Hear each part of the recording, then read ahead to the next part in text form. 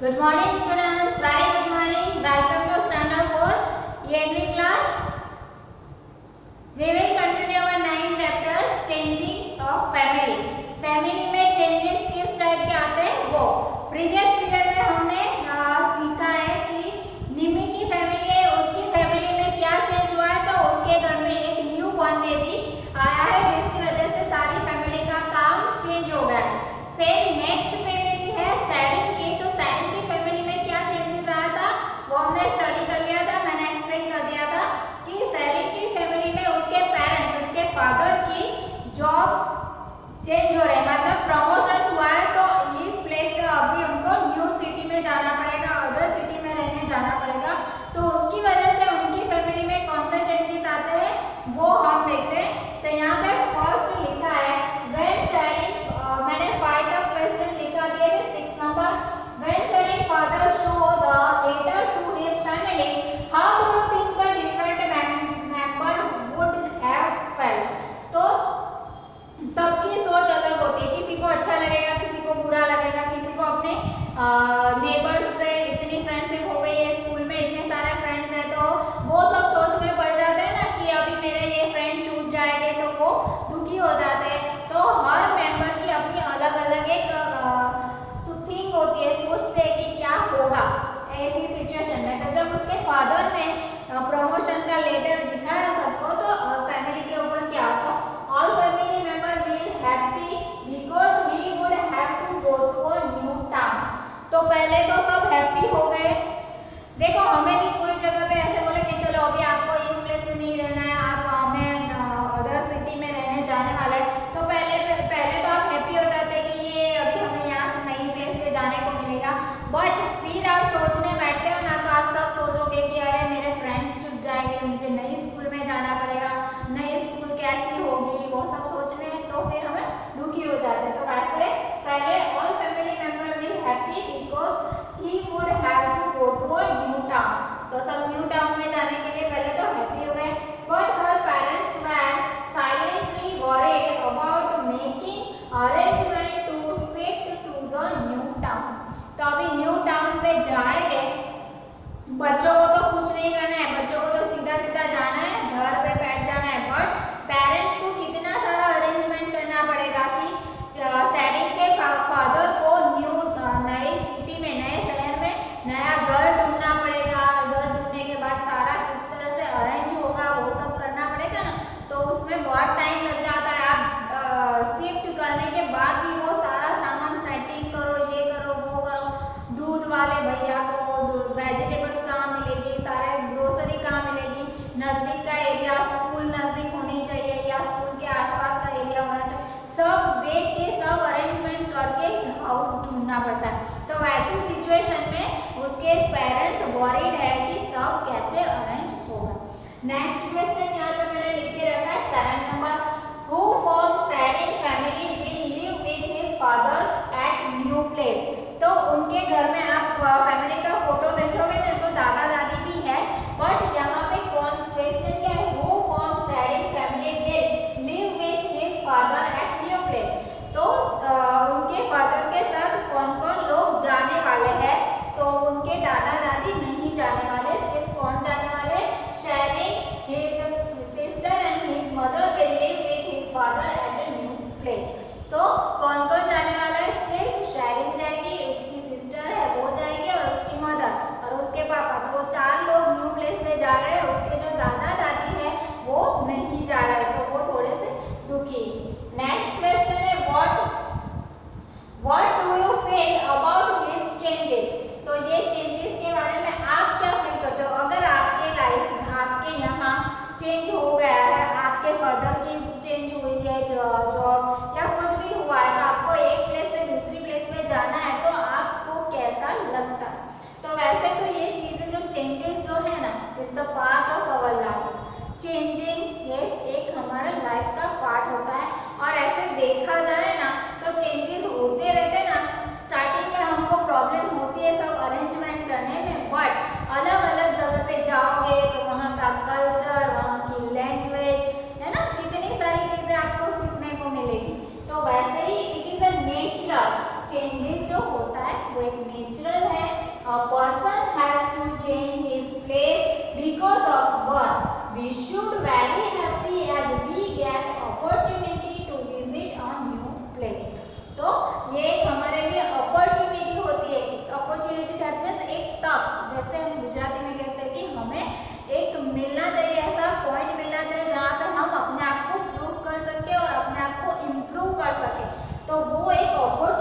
we should very happy as we get opportunity to visit a new place.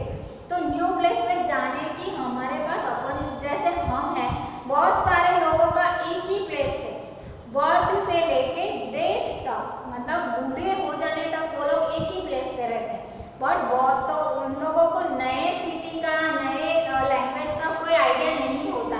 But हमें अगर हमारे पास chance है ऐसा, तो हमें नई सिटी देखने को मिलेगी, वहाँ का कल्चर, वहाँ की लैंग्वेज और बहुत सारी नई चीज़ें होती है जो हम देख सकते हैं और वो हमारे लिए एक अपॉर्चुनिटी बन जाती है।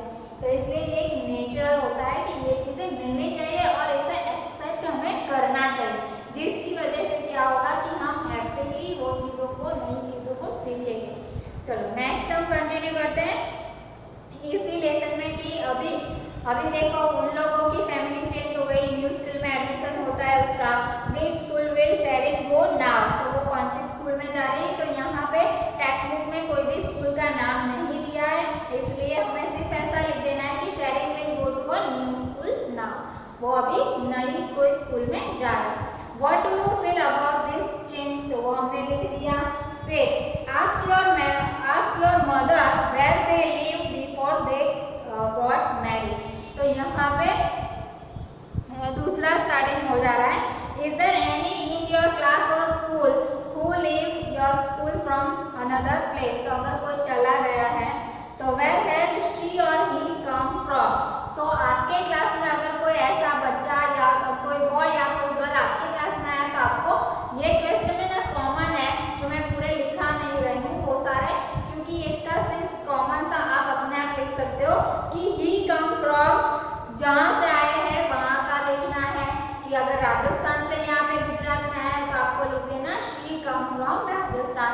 अदरवाइज क्या लिखना है, ही बॉय है तो he come from Rajasthan, otherwise MP से आए या फिर महाराष्ट्र से आए तो वो आपको लिखना है। अदरवाइज क्या होता है कि ऐसा नहीं कि नेक्स्ट स्टेट से आए, यहाँ पे अहमदाबाद है तो गुजरात स्टेट से ही अलग प्लेस से आए होंगे ना, कि कोई सूरत से आया होगा, कोई राजकोट से यहाँ रहने आया होगा, कोई जामनगर से यहाँ रहने आया होगा, तो वैसे वो भी आप लिख सकते हो। ओके, नेक्स्ट है व्हाट वाज हिज और हर ओल्ड स्कूल लाइफ, तो आपको क्या लगता है कि उसको ये स्कूल पसंद आई होगी या अपनी पुरानी स्कूल ज़्यादा अच्छी लगती है। तो his old school was good and can be had lot of friends, क्योंकि उसके बहुत सारे, अभी यहाँ पे नई जगह पे आया तो यहाँ पे उसके फ्रेंड कम हो गए, इसलिए उसे वो स्कूल की याद आ रही होगी क्योंकि वहाँ पे उसके बहुत सारे फ्रेंड्स थे। नेक्स्ट, व्हाट डज ही और शी फील डिफरेंट हियर, तो यहाँ पे उसे क्या डिफरेंट फील होता है। तो everything new, friends new, place new, सारी चीज़ें नई नई हैं तो सब उसे न्यू न्यू लगेगा और सब डिफरेंट लगेगा। चलो यहाँ पे पेज नंबर 71 पे अभी next third family, first family का हमने स्टडी किया, सेकंड फैमिली में चेंजेस आए, अभी थर्ड फैमिली में कौन सा चेंजेस आया। तो नाज़नी है, उसकी फैमिली में चेंजेस आया। This is a great joy in Nazli's home today. Nazli's home today, her elder cousin brother getting married. तो क्या हो रहा है अभी यहाँ पे इस फैमिली में कौन सा चेंज आ रहा है। तो नाज़ली है, उसका यंगर कजिन ब्रदर है, उसकी शादी है, तो सब लोग बहुत ही हैप्पी है।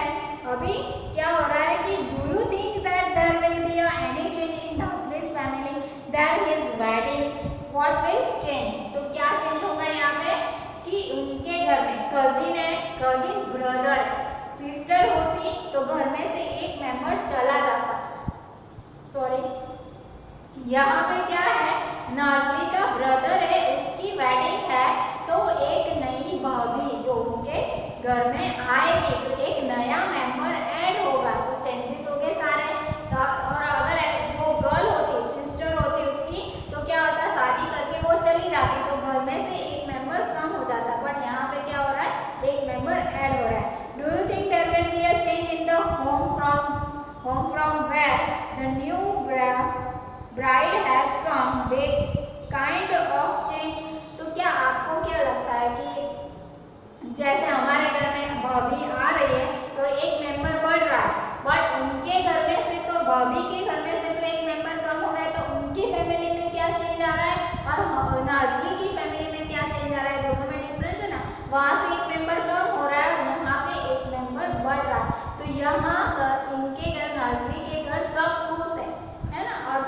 वहाँ नाज़ी की भाभी जो है वहाँ पे क्या होगा कि सब दुखी हो जाएंगे क्योंकि उनकी बेटी ससुराल चली जाएगी, है ना। तो वो चेंजेस आते हैं। तो क्वेश्चन हम लिखते जाते हैं। Okay,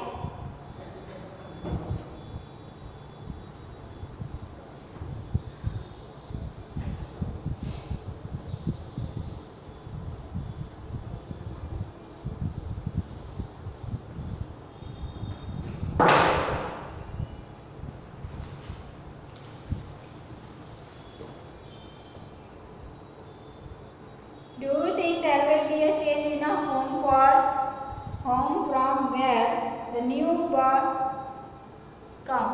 What kind of changes? Yes, they will get a new family member as bridegroom, but they have to see of their daughter.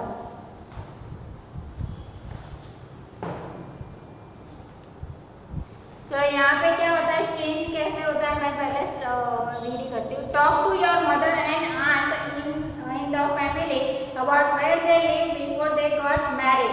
तो आपको क्या करना है, अभी आपके घर में आपकी मम्मी जो है वो भी, उनके मायका भी कहीं और है ना, उनका घर भी, उनके पेरेंट्स भी कहीं और रहते होंगे, आपके नाना नानी। तो आपकी मम्मी बिफोर गेट मैरिड कहाँ रहते थे वो आपको पूछना है। Ask your mother where they live before they got married. आपको 9 नंबर यहाँ पे थोड़े से सिली इस टाइप के क्वेश्चन आंसर है, तो वो हम लिखते ही जाते हैं। Ask your mother, ask your mother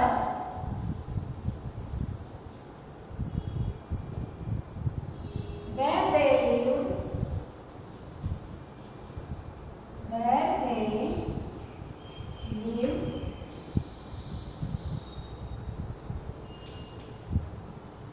before they got married, before they got married।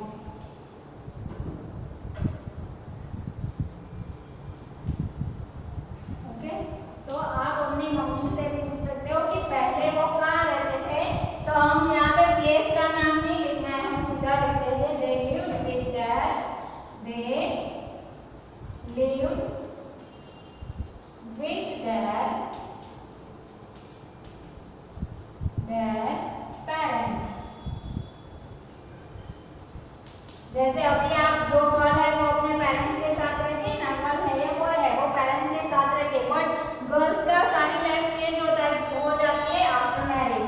Marriage के बाद वो पेरेंट्स से छूट के फिर अपने हस्बैंड के, अपने माँ ससुराल में चले जाते हैं बिफोर मैरिज। ओके, तो ये होगा 10 number.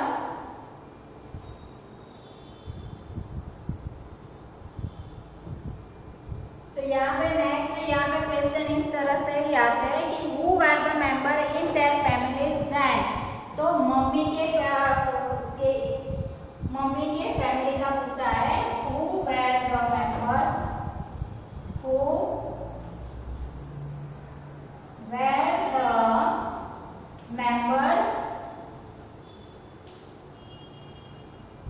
In that, in mother is the one, mother families then, families then। यहाँ पे आप क्वेश्चन समझ में आया ना, इसलिए मदर लिखे ना कि who were the member in mother's family then। तो मम्मी की फैमिली में उस टाइम कितने मेंबर थे, तो in my mother family, in my mother family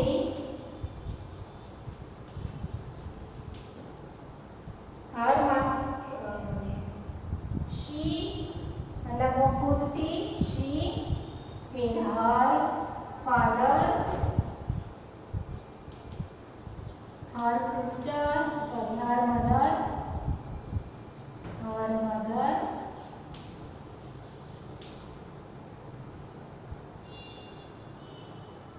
her one brother and one sister,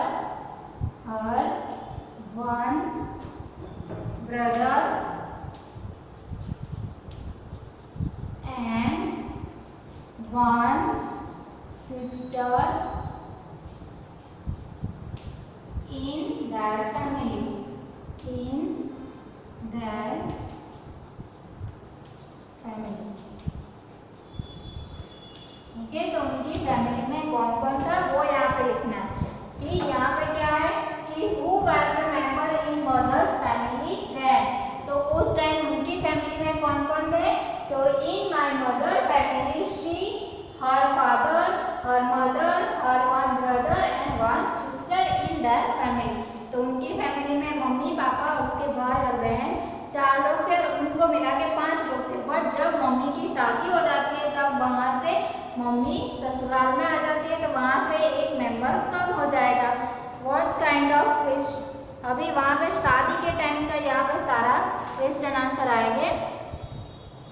तो has anybody in your family been married recently, तो क्या आपके घर में रिसेंटली अभी किसी की शादी हुई है?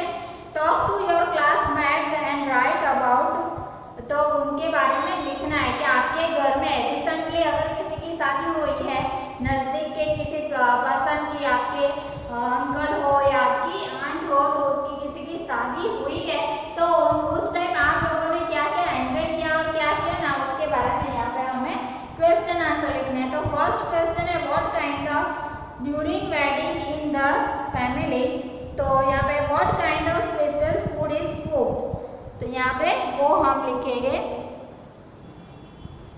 Question number 11। क्योंकि खास शादी है तो शादी में बहुत ही डिफरेंट टाइप का फूड बनाया जाता है, बहुत सारी वैरायटीज होती है, स्वीट्स होते हैं और लास्ट में आइसक्रीम और डेजर्ट का भी काउंटर होता है। तो बच्चों के लिए तो वही पीछे पड़ जाते हैं ना, आइसक्रीम खाने के पीछे, या फिर किसी बच्चे को स्वीट्स इतनी अच्छी लगती है कि वो स्वीट्स खाने के पीछे पड़ जाते हैं। मम्मी की सुनते ही नहीं है, मम्मी बोलती रहती है बेटा इतना मत खाओ, फिर भी खाता रहता है। 11 number what kind of special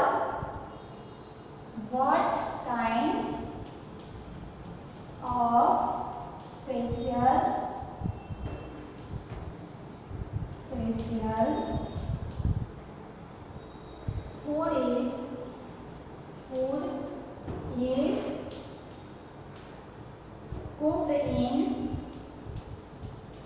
cooked in marriage.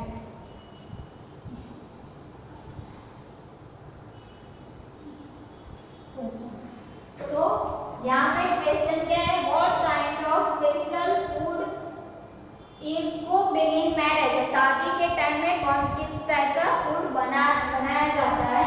तो स्वीट पुलाव, स्वीट्स पुलाव पूरी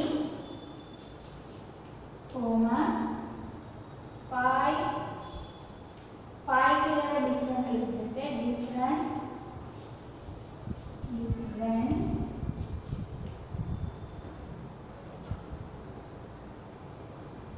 types of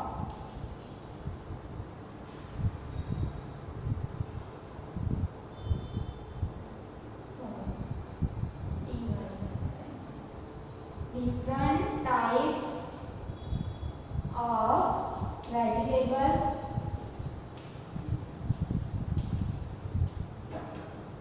were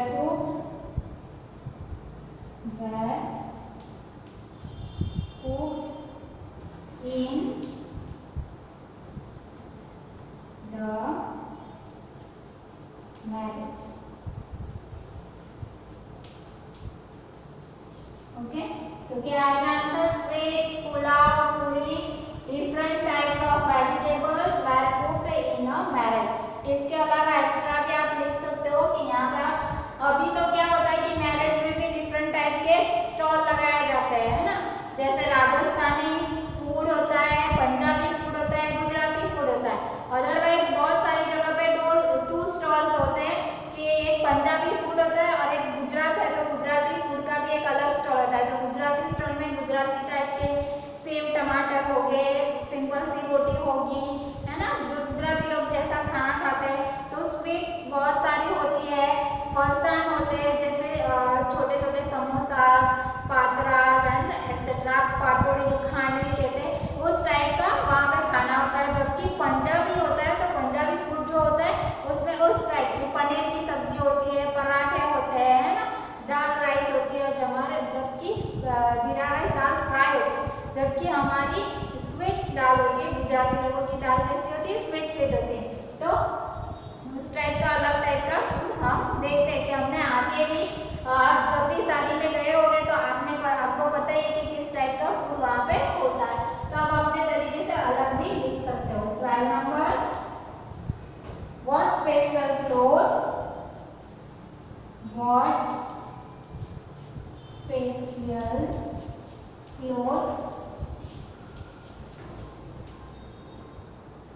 do the bride and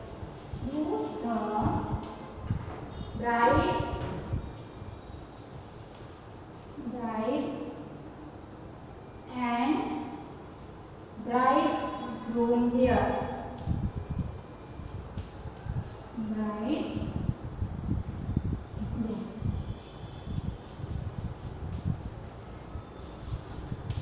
okay, तो what special clothes do the bride मतलब दुल्हन and bridegroom wear, तो दुल्हन और दूल्हा किस टाइप के अलग टाइप के क्लोथ पहने। what special clothes do the bride and bridegroom wear, तो जैसे हम लोग भी शादी में जाते हैं तो जैसे नॉर्मल कपड़े पहन के नहीं जाते, हम लोग भी एक्स्ट्रा कुछ साड़ी अच्छी टाइप की पहन के जाएंगे, गर्ल्स है तो उनको भी ड्रेस अच्छे टाइप के हो गए, या फिर चनिया चोली पहन के जाते हैं, बहुत अच्छे अच्छे कपड़े पहन के जाते हैं ना। तो वैसे ही ब्राइड ग्रूम जो दुल्हन है और दूल्हा है उनके कपड़े भी कुछ स्पेशल टाइप के होते हैं, अलग टाइप के होते हैं, जिससे पता ही चल जाता है कि ये ब्राइड है और ये ब्राइड ग्रूम है। तो यहाँ पे हम वो लिखेंगे कि किस टाइप के कपड़े होते हैं। तो bride groom wear the bride groom wear sherwani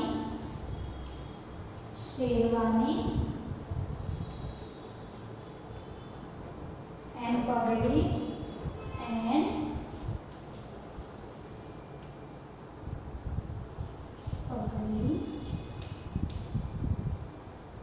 the bride wore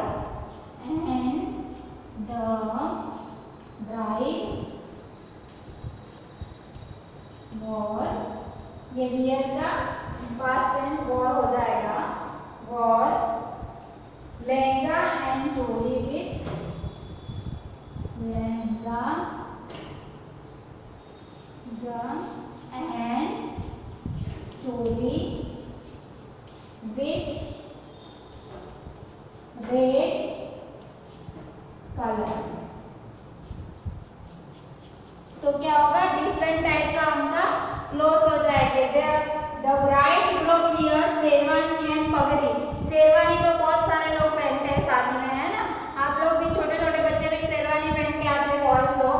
but यहाँ पे मेन चीज क्या होती है, दूल्हे की शेरवानी एकदम हैवी होती है, मतलब अलग टाइप की डिजाइन होती है। एंड मेन चीज क्या होती है, उसकी पगड़ी, जो उसमें साफा, हम गुजराती में बोलते हैं साफा, तो वो जो पहना होता है उससे पता चल जाता है कि ये दूल्हा है या ब्राइड ग्रूम है। और and the bride war lehenga and choli with red colour. तो लहंगा एंड चोली उसका जो होता है वो रेड कलर का, मिनिमम रेड कलर का ही होता है। तो इससे हमें पता चल जाता है कि उनका स्पेशल टाइप का क्लोथ्स होते हैं उनके इस टाइप के।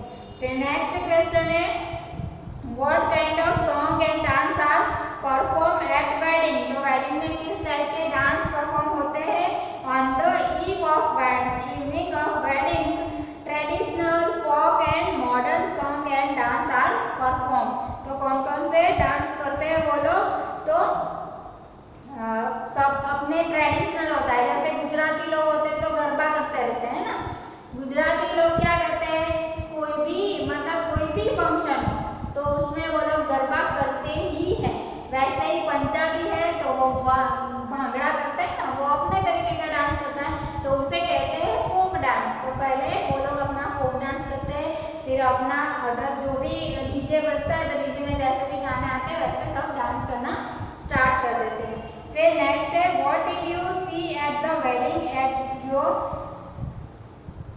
अटेंडेंट। तो आपने जहाँ पे अटेंड की हो शादी, वहाँ पे आपने क्या देखा है? House and pandals were decorated, pandals, house and pandals were decorated with lights and, हम लिख ही देते हैं वो क्वेश्चन यहाँ पे।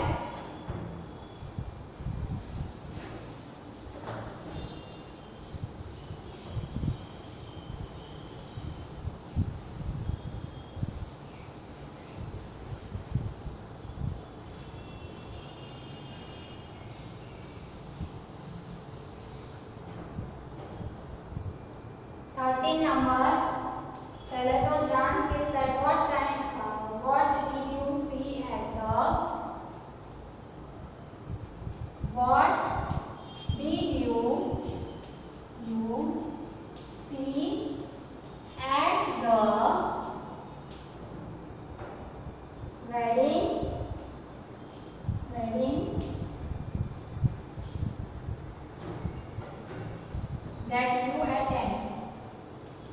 that you attend,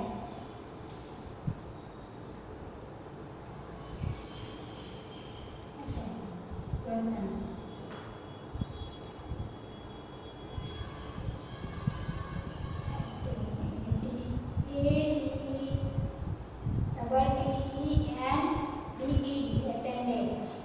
आपने जो कोई भी मैरिज अटेंड किए वहां पे आपने क्या देखा वो हमें लिखना है। House and pandals were, house and pandals were decorated with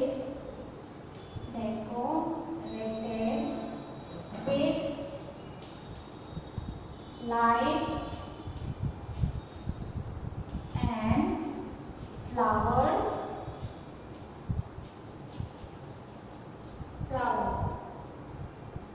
lot of sweets and variety of, lot of sweets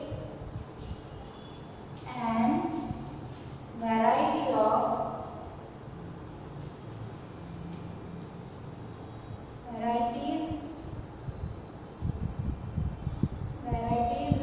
of food were made, different type की फूड वैरायटी हमें देखने को मिलती है। तो colourful fireworks were arranged, everyone wear new clothes। तो maximum जो चीज हम देखते हैं कि what did you see at the wedding that you attend, आपने कोई भी शादी अटेंड की है तो आपने वहां पे क्या देखा है? तो हाउस एंड पंडाल्स, पंडाल्स मतलब जो मंडप बनाते हैं वो, were decorated with lights and flowers, lights और फ्लावर से पूरा डेकोरेटेड होता है। Lots of sweets and varieties of food were made, बहुत सारे अलग अलग टाइप का फूड बनाया हुआ होता है। एवरीवन वियर न्यू क्लोथ्स, और सब नए नए कपड़े पहन के वहाँ पे आए हुए होते हैं। बाकी के क्वेश्चन हम आंसर हम बाद में लिखेंगे, क्वेश्चन लेसन पहले कंप्लीट कर लेते हैं। तो यहाँ पे है what did you see at the wedding, वो मैंने करा दिया। अभी यहाँ पे तीनों राइट डाउन, तीनों की फैमिली में किस वजह से चेंजेस आए वो हमें लिखना है। फिर यहाँ पे page number 73, talk to 3 old people, 1 for your family, 1 for your friends family and other 1 from family in your neighbourhood. तो आपकी फैमिली के बारे में, आपके नेबर की फैमिली और आपके कोई रिलेटिव है उनकी फैमिली के बारे में। तो क्वेश्चन आंसर है कि क्या चेंजेस आया, किस टाइम आया। तो यहाँ पे क्वेश्चन एक चार्ट बनाया हुआ है। क्वेश्चन कौन सा है? Your family, friend family and neighbour family. 3 family है किस किस की है? एक हमारी, फ्रेंड की फैमिली और neighbour since how many years has your family been staying here, तो आप जिस जगह पे रहते हो वहाँ पे आप कितने साल से रहते हो वो आपको लिखना है। आपके फ्रेंड कितने साल से रह रहे हैं, आपके नेबर कितने साल से रह रहे हैं वो आपको लिखना है। Family live before coming here, तो फैमिली जब यहाँ पे रह रही है उससे पहले कहाँ रहते थे वो लिखना है, वो प्लेस का नाम लिखना है। ओके, फिर नेक्स्ट है how many member are there in your family today, अभी आपकी फैमिली में कितने मेंबर है, तो आपकी फैमिली का लिखना है, आपके नेबर की फैमिली का लिखना है और आपके फ्रेंड की फैमिली का। ये आपको चार्ट खुद मेंशन करना है होमवर्क में। How many members are there in your family 10 years ago, 10 साल से पहले आपकी फैमिली में कितने मेंबर थे वो लिखना है। तो जैसे आप अभी 10 ईयर आपका कंप्लीट नहीं हुआ है तो 10 ईयर पहले फैमिली में आप नहीं थे, तो अगर फादर मदर है और आपका भाई है तो तभी 3 ही हो गए, और अभी 10 साल के बाद अभी आप देखोगे तो आप भी उस फैमिली में आ गए तो 4 मेंबर हो गए ना। तो यहाँ पे 10 ईयर बिफोर की फैमिली का लिखना है, तो बिफोर 10 ईयर तब फैमिली में एक पर्सन तो कम ही होगा, जैसे आप कम हो गए कि क्योंकि आप अभी 10 ईयर आपके कंप्लीट नहीं हुए हैं, तो बिफोर 10 ईयर आप उस फैमिली में नहीं थे, तो ये डिफरेंस आएगा, तो वो आपको चार्ट खुद फिल करना है। फिर नेक्स्ट है what were the reason from the change in your family in the last 10 year, तो 10 साल में आपकी फैमिली में ऐसा कौन सा रीजन है जिसकी वजह से फैमिली चेंज हुई, तो एक मेन रीजन है कि आपका बर्थ हुआ होगा, है ना, आपका बर्थ होने के बाद फैमिली मेंबर एक बढ़ गया होगा, अदरवाइज ऐसा भी हुआ होगा कि आपने हाउस चेंज किया होगा तो वो एक चेंजेस आया होगा, तो ये डिफरेंट टाइप के चेंजेस आपको खुद लिखने हैं। फिर नेक्स्ट है how do you feel about all this changes, तो उसके बारे में आप कैसा फील करते हो, कोई लोग गुड फील करते होंगे, किसी को सैडनेस होगी कि मेरे फ्रेंड्स छूट गए, बट आप जहाँ जहाँ जाओगे आपको नए फ्रेंड्स आपके बन जाते हैं एंड आपको वहाँ पे नई चीज़ें भी सीखनी मिलती है, इसलिए दुखी होने की सैड होने की ज़रूरत नहीं है। What problem do you face with change in technology, तो जैसे टेक्नोलॉजी भी चेंज होती है तो कौन से सिचुएशन आपने फेस की, जैसे अभी की इस सिचुएशन में पहले मेरे क्लास में आप लोग मेरे बच्चे पूरे भर के बैठते थे, कितनी आवाज़ करते थे, कितनी मस्ती करते थे, मैं स्टडी कराती थी तो बहुत अच्छा लगता। तो अभी टेक्नोलॉजी में क्या चेंज आया कि कोरोना की वजह से आप सबको स्टडी किसके ऊपर करने पड़े, मोबाइल में, तो वो थोड़ा डिफिकल्ट है बट इतना भी नहीं है कि आप ना कर पाओ, है ना, तो ये एक चेंजेस है, बट चेंजेस जितने भी चेंजेस है उससे हमें क्या समझना चाहिए, एक न्यू अपॉर्चुनिटी समझनी चाहिए, उससे हम निराश होकर बैठ जाना नहीं और हमें न्यू टेक्नोलॉजी को यूज़ करके नया कुछ सीखने की ट्राई करनी है, तो इस वजह से आपको टेंशन लेने की ज़रूरत नहीं होती। चलो ये लेसन में यहीं पे स्टॉप करें, नेक्स्ट पीरियड में हम और कंटिन्यू करेंगे। मैंने क्वेश्चन आंसर ज़्यादा लिखा दिए हैं, वो कंप्लीट कर लेना, तो आपको वर्कशीट फिल करने में कोई प्रॉब्लम नहीं होगी। Thank you so much.